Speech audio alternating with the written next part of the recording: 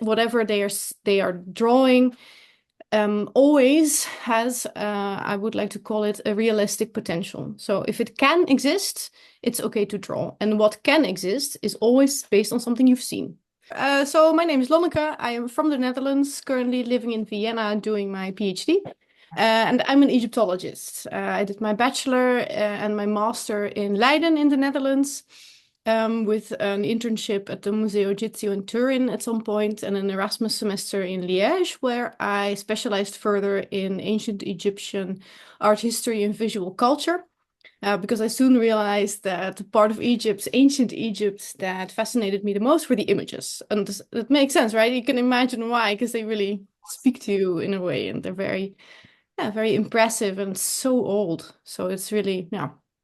And so Egypt is one of my passions, and the other passion is horses. And I've been able to combine that during my bachelor and my master program. So I wrote my bachelor thesis about the role of the image of the horse in private tombs, and to what extent it was a status symbol.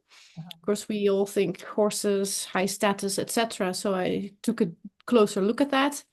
And my master thesis basically expanded on images and how we can use them as a source of information, because we always like to do so and say, oh, this is a certain breed, or oh, this is how they used horses. But of course, there's all kinds of artistic practices that you have to keep in mind before using the images as a source of information of what ancient Egyptian society looked like. So for my dissertation, I've again enlarged this, and now I look at image composition, the role of the image, and basically creating a very strong source evaluation and analysis of how images work and why they look the way they look. Excellent. I think iconography is very important to discuss, especially nowadays, and especially given this long, age-old debate about how Egyptian horses looked like, what breed they were, and Yeah, the exactly. seemingly similarities with the Arabian horse. And I'm sure Yeah, you're aware of exactly. this. I'm sure you're aware of this discourse. And Yeah, definitely. I mean, they all have four legs. I can see it. However, okay, so before we discuss the images of horses and how they were depicted, could you please introduce to the audience the role of Egyptian artists who were commissioned to work on these images in tombs and temples? And were they, when they were commissioned to work on a temple, was it different from that of a tomb or a private property? And how far were they limited or free to express their own talents and ideas and images of what about what they were drawing or sure. carving? Yeah, absolutely. I will try to give you a summary. This is not my specialty, but it does happen to be the specialty of one of my dissertation supervisors. So I will try my very best. Okay. So the area or the period that I'm looking at is the New Kingdom. So roughly, like, 1650 before until, well, for me, it stops being interesting about 400 years in. However, New Kingdom reaches a little bit longer. And of course, as you say, we have tombs, we have temples, and that's how we know the Egyptian artists work best. Now, when you ask me what is the role of the artist, of course, you have to first look at the role of the image. And in the case of the temple complexes, these were places where certain rituals were done in honor of the pharaoh and the gods. Whoever local god was then, he had a cult, and that cult had to be upheld by the priests. Now, not everyone had access to, for example, temples. And the access was actually quite limited. So you can also see that when you look at the images in the temple, they're very different depending on which room they are in. So the most seen parts are in the large courtyard usually, where, for example, in Medinet Habu, you find some of the battle scenes. Mhm. And of course, the pharaoh is always victorious, because you can't have a temple telling a story about the pharaoh losing, right? So this had a very clear message. Okay, pharaoh is a winner.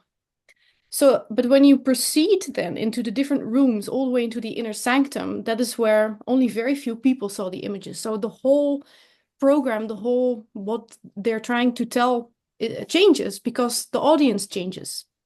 So the image, the purpose of the image dictates what the image looks like and how whatever is being told. Mm. Um, and these temples, and I'm using these as an example because you mentioned them, and they are stunning. I mean, they are absolutely gorgeous. They had a very strict program because they had a very strict function. So in this case, the freedom of the artist is rather limited. Okay.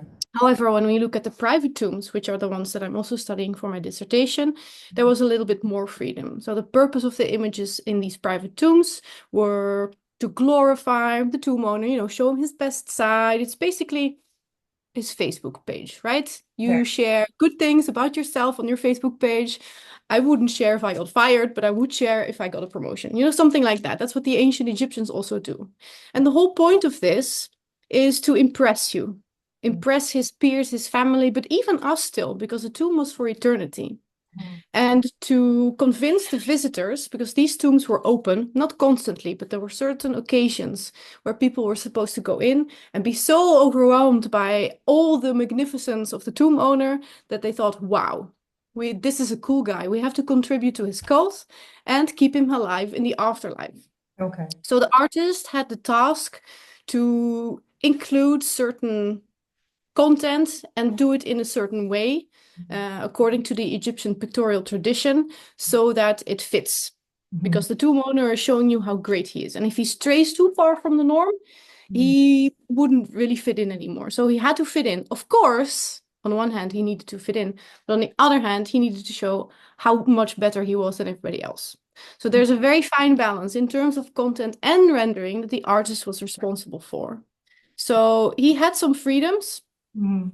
However, this was all limited in a way because it had to fulfill certain criteria in terms of both the content and the rendering of the images.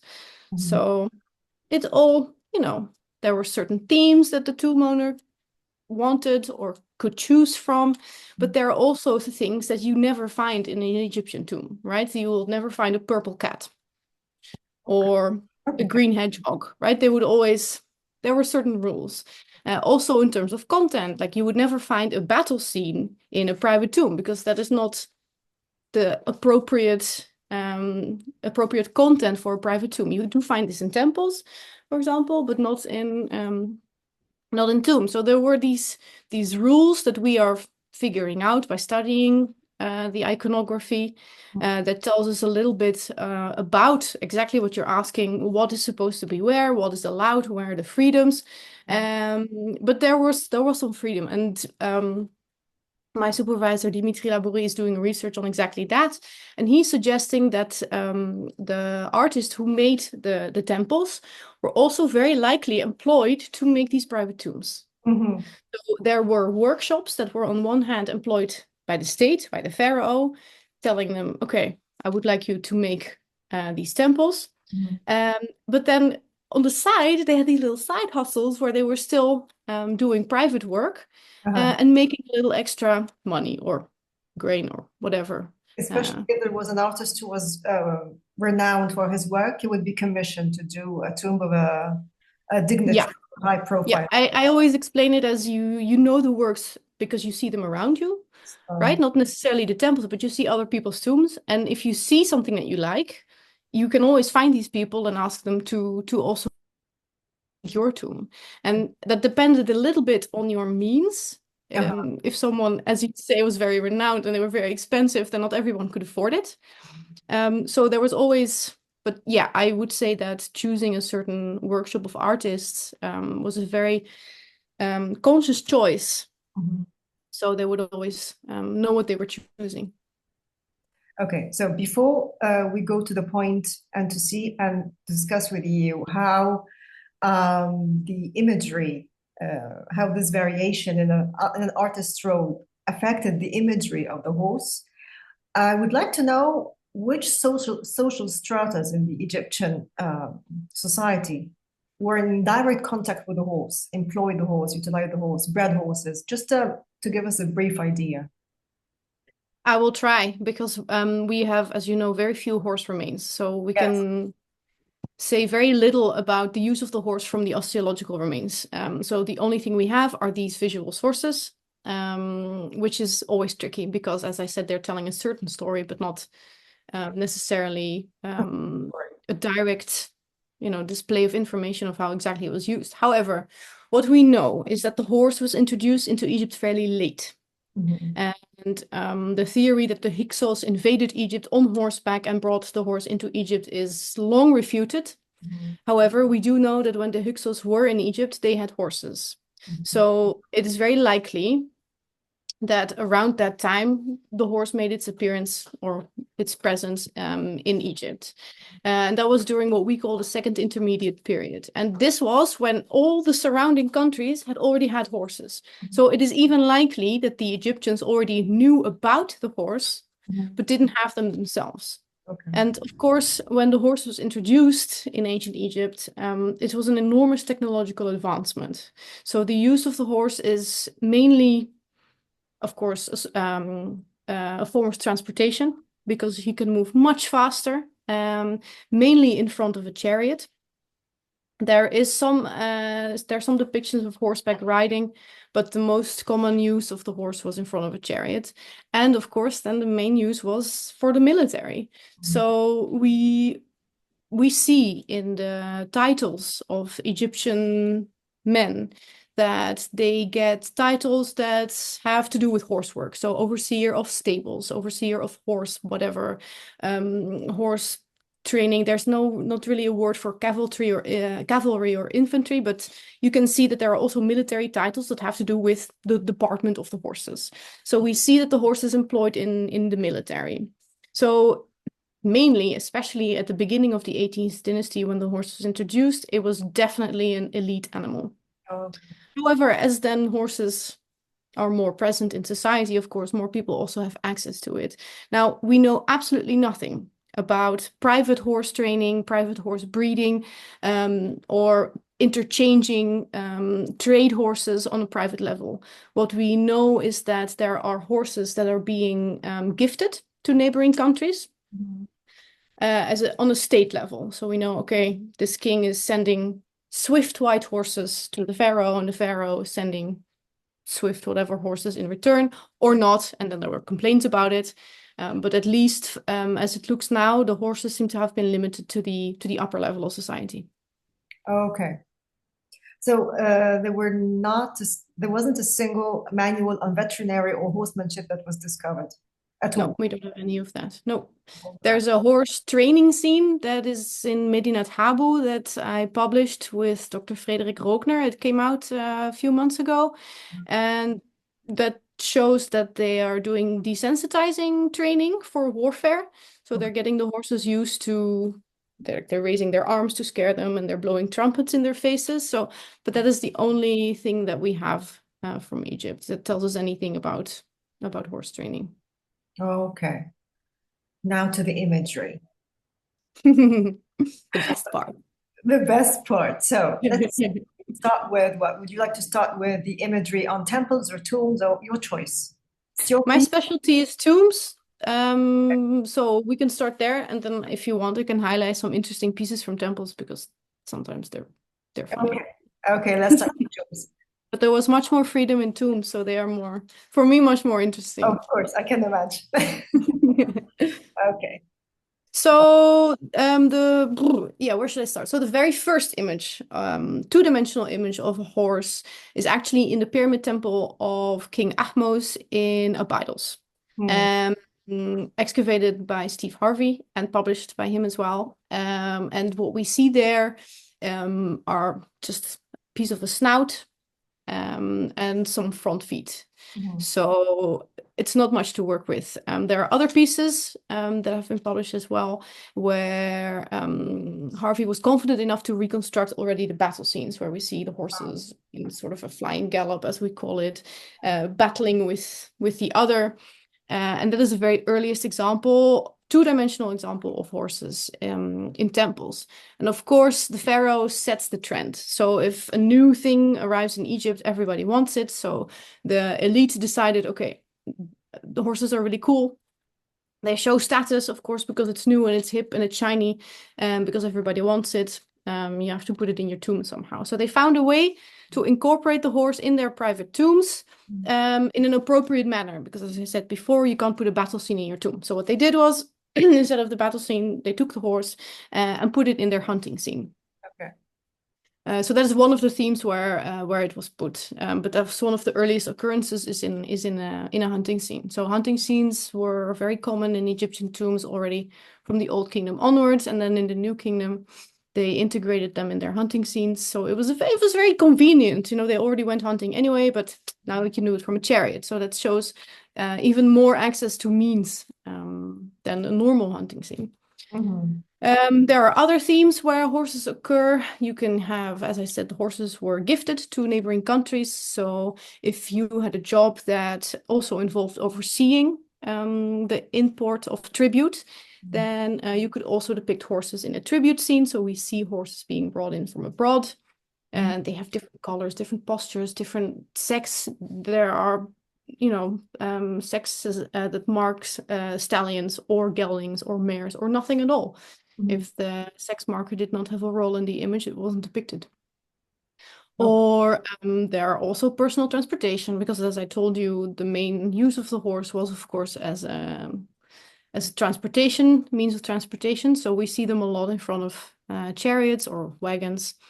Where the tomb owner is then being transported to his work. Only in some cases he's actually mounted, but in every case where it shows that it's basically his Ferrari, he takes his Ferrari to work and not his, not his Toyota. So it's always, as soon as the chariot is linked to the tomb owner in any way, it is clearly a status marker that shows, hey, look what I have, because not everybody did.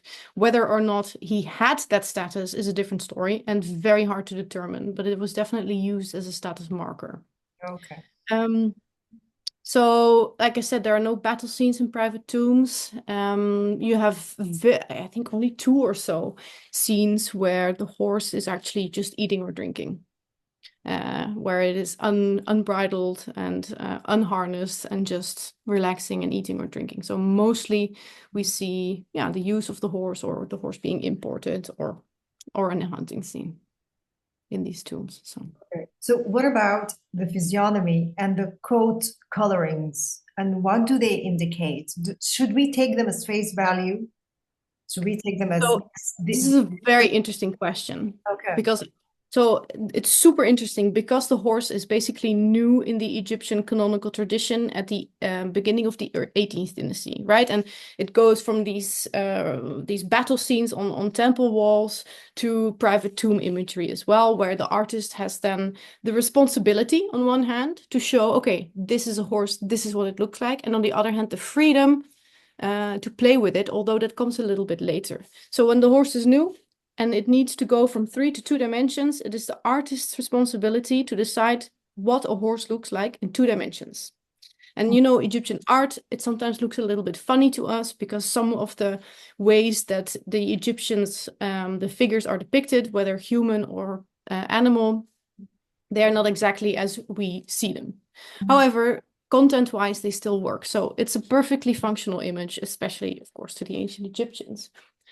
So when the horse needs to be converted from 3 to 2 dimensions, there are certain choices that were made. And because the horse was rather uncommon still in the early 18th dynasty, I think that the artists chose to render them a little bit after the donkey, because the donkey was something that had been known in Egypt and in Egyptian art for thousands of years. So that's why in the early 18th dynasty, they're a little bit stocky and their posture is exactly the same as the horse. The way they move is exactly the same as the donkey. So I think that because the donkey was known, the artists went, okay, we will render it a little bit based on something that they already know. However, you of course also had to make the differences. So we see smaller ears, bushier tails, etc. So in the beginning, there's this anchor point where, based on the similarity to something that the audience already knows, and still making these little differences so that you can see that it is not a donkey, but something else. And of course, the way it is used in the image is also different from how donkeys were used. So at the beginning, it was a very strict determination of this is what a horse looks like in 2 dimensions, because it was a new animal and it had to be determined. And then later on, when the horse becomes more common in Egyptian society and in Egyptian imagery, the artist had more freedom to play with it a little bit. So he already had said, okay, this is what a horse looks like. And now that everybody knows, we can experiment a little. So you get different colors, you get different postures. And this is also when these exaggerated features start to occur with the hollow back and small heads and the high necks, etc. And their little prancing on their little hoofs. This is in the time when the artist is free enough to experiment with the rendering of the horse. And then a little bit later, we see that they find a balance again. So it goes from these extreme examples back to a little bit of a balance in the late 18th dynasty in, for example, Theban tomb 55 of Hamhat, or the tomb of Nebamun, of which some of the pieces are now in the British Museum. So they go from very strict, very formal to, yay, we can do anything, to, okay, we find a balance and this is what we stick to now for in the future. So this is a little bit of how the image of the horse develops. And you also asked me about the coat colors, which are also super cool. So Egyptian artistic tradition has this tendency to alternate colors and also have a lot of overlap in the figures, right? There's a lot of repetition, a lot of overlap, and these large groups are often depicted by drawing just a little outline next to the next figure so that you can see that this is many. And in order to distinguish between the different figures, the Egyptians like to alternate with the colors that they're using. So in the early 18th dynasty, the pair of horses are always a chestnut and a gray. Okay. The default of, okay, these are horses. There's a white one and a brown one. And that, so you can see that it's always two horses because the different colors, they help distinguish the viewer to see that there are two. And it is also the default pair because the image is strict and has to adhere to these things. And then again, later, when the artist is more free to experiment, we get all different kinds of colors. And we also get these piebalds, for example, in TT 69, right? The Tomb of Mena, which is just... And we get these bays in the Tomb of Chanuni, TT 74, with a whole group. And it's the only group of bays in Egyptian tomb imagery. So they are very cool. Where you have these different combinations of the dark brown with the black manes, or different types of bay colors. So there they can experiment.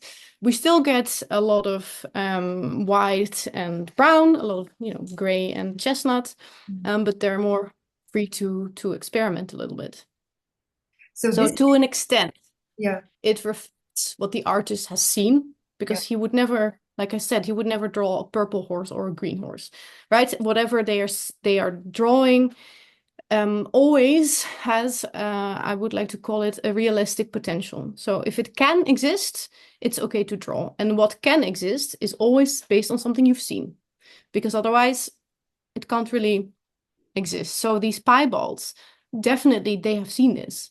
And the white and the chestnut, they have definitely seen this. So they definitely occurred. However, you know as well as I do that white horses are not easy to breed. So yeah, you really have to, they don't just happen. You really have to stick to a certain program, and it's also not super healthy for the horse, this gene.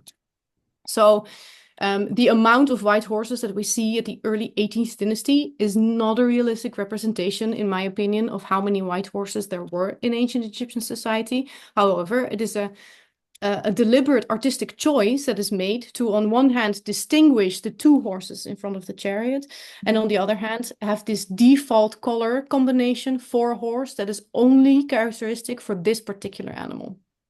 Oh, I see. So I think there was a researcher, I read her paper. She talked about two phenotypes that were prevalent in Egypt at that time. Yeah. This theory does not have a legitimacy to it. Or I think you're talking about Catherine Rommelaire's book. Yes. Yeah. her book is wonderful because it is a nice combination, like a really good collection of a lot of data that we didn't have yet until she published, including some very beautiful colored images. However, I do strongly disagree with her preposition that says that there were only two types, this long ligne and this brève ligne. First of all, you cannot identify species or breeds only based on the artistic tradition, Yep. because, as I said, they do not aim to represent necessarily an anatomically accurate picture of what a horse looked like. Uh-huh. These tombs and also the temples, they serve a specific function, right? The tomb images, their main purpose is to glorify the tomb owner and show his from his best side. So who really cares what this horse looks like? It's Uh, not, it's not the point. However, of course, as you've been able to follow, there was some freedom and some experimenting for the artists who had the responsibility to execute it a certain way. mhm. However, when you look at these very these strong exaggerated examples, it's not what a horse looks like. I mean, it has all the content and all the elements for us to see, okay, this is a horse, so the image functions. But you can hardly tell me that you've ever seen a horse that looks like that, with the super hollow back. And I understand that the exaggerated features tempt us to think, oh, that looks a lot like an Arabian horse. And that is also a little bit um, what Rommelaere does, right? She bases her phenotypes on these two types. However, this is an artistic tradition, and you cannot do for horses what you do for other animals by telling, okay, based on how they look, this is the two types or the two breeds that we would see.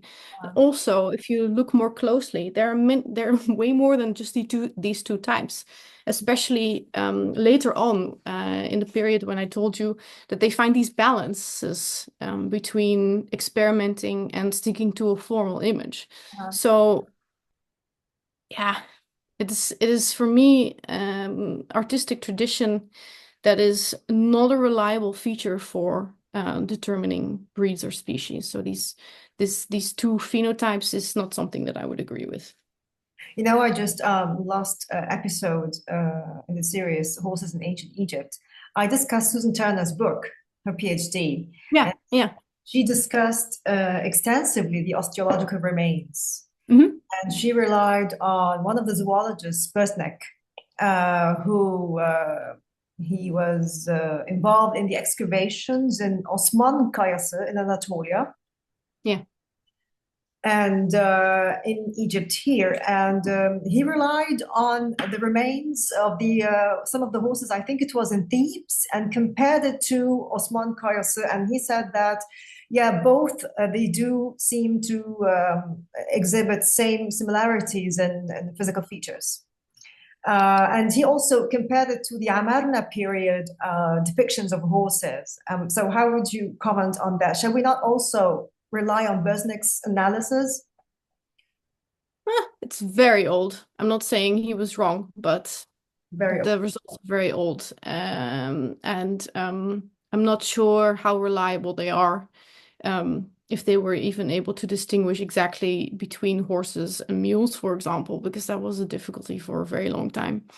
Uh-huh. Um, Okay. so also, we simply do not have enough bones left to make a statistically representable result in terms of what a horse looked like. The heights, the very limited results that we do have, the heights also vary from 130 to 150. Uh-huh. And the whole physiology of the horse based on only two handfuls of osteological remains, that's not science.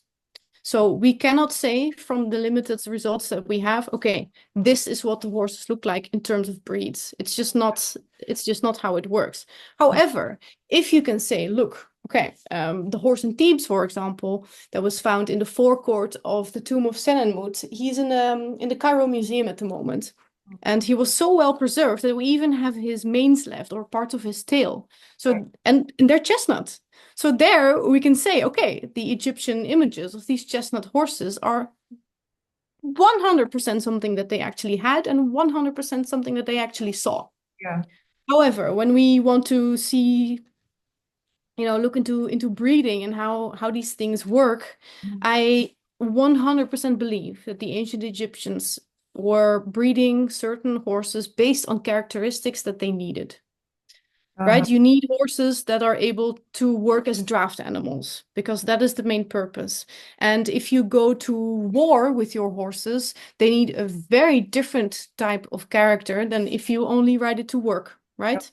So I have no doubt that the ancient Egyptians had this specific breeding patterns where they could use characteristics of the horse for the purpose that they were bred for. Uh-huh. However, to say that the limited remains that we have reflect in any way, a certain breed that is not older than 200 years old is just not really reliable, in my opinion. Yeah, and you also mentioned in one of your papers that the textual evidence and what shows us about the number of horses that supposedly were present in Egypt is not reflected in the osteological remains, the amount of We osteological. don't have them. We simply don't have them. And the research of Kate Kane, she's an osteologist. She's very good. And one of her upcoming papers discusses basically where are all the horses, and not specifically in Egypt. But I asked her, and she says you don't need so many because you are not at war the whole time. So if you are not in battle, if you're not on an expedition during active warfare, you don't need these thousands of horses that are described in the textual records. So they probably didn't even have so many usually in Egyptian society. So on the one hand, we don't have them. So there must have been less than, yeah, we sometimes like to imagine. But on the other hand, of course, Kate is right. You don't need so many if you're not at war. So So if the pharaoh was not at war, what were they supposed to do with all this stock of horses? yeah, very good question. Uh, Very good question. We uh, don't know if they ate them. We don't even know if the state was breeding horses or if they used privately owned horses to go to war with. We know nothing about this. We have a stable that was excavated in Cantir in Piramessa, and mhm. there we have this stable that I think had space for over 200 horses, and we know that they would wash them by the river. And this find is fantastic, and it is the first evidence that we have that of large scale state-owned horses, but we don't know how they did that earlier. Okay, so were these stables located away from villages and let's say places where human lived? Because No, no, no. they were in the city of Piramessa, which is in the Delta, and it was founded by Ramses the second, because Okay. yeah, his ego was too big for the for the city he already had, so he moved. Fair enough. Yeah. And it was also a strategic place, because of course the Delta has access to the whole Levant. So he had his whole military arsenal at a strategic position in Egypt to protect, oversee, be ready for whatever might happen up in the north. Okay. I But see. they were in the city, so they even found, and that story is amazing. You should look it up after this. Uh, Um, they found these tethering poles uh-huh. with a hole in it, and they found a cavity in the floor with a container. And so it took them a long time to realize that this was actually for horses. And in the end, they only found it out because I think they put a donkey in the place and they realized that it fits. However, you don't need so many donkeys, so this must have been for horses. And because the donkey was stood there and peed right where this cavity was, they realized that they also kept the urine of the horses for Uh-huh. their leather. For the leather washing. Yeah, Oh, okay. So they used yeah, urine washing. yeah. They used it to clear the leather and make it soft, I believe. Okay. So Uh, they really exploited every aspect of the horse. So yeah, we don't know anything about what they did with all these animals, whether they ate them. We have no evidence for that whatsoever. okay. So just one example from the temples and how Sure, sure, sure. Okay, so there's this training scene in Medinet Habu that is very, very cool. What is also very cool, there is one in the, oh, I have to, there's one in the Ramesseum. uh, Um, that is a group of horses. Of course, they are drawing the chariot of the pharaoh, and he's mounted in it, and he's in fierce battle, and they're wearing a lion's mask. It's very cool. It's also extremely confusing. I can send you a picture if you want. You see basically two eyes, four ears, and more pair of teeth than you would. So it's extremely confusing. If you look very carefully, you can see that the horses are wearing these masks that depict lion faces to make a scarier impression what is, during warfare. was this lion Sekhmet? Maybe she was the goddess Sekhmet, or used for protection, or There maybe is nothing to indicate that it is a deity, at least not as far as I am aware. But who knows? She was goddess of warfare to an extent, a little bit. Yeah. So who knows? Yeah. great. Okay, Lonneke, thanks a lot for giving us this wonderful talk. This was a feast to the eyes and the ears and the mind. You're very welcome. And we're looking forward to the publication of your PhD. Thank you. Me And too. more talks online. Sure. If you have any more questions, just let me know. Thank you very much. And I'm sure the audience will love our discussion. And I thank you again for giving us the time to talk to you. Yeah, thanks for asking. Yeah, you're welcome. Have a Okay. nice day. So Bye bye.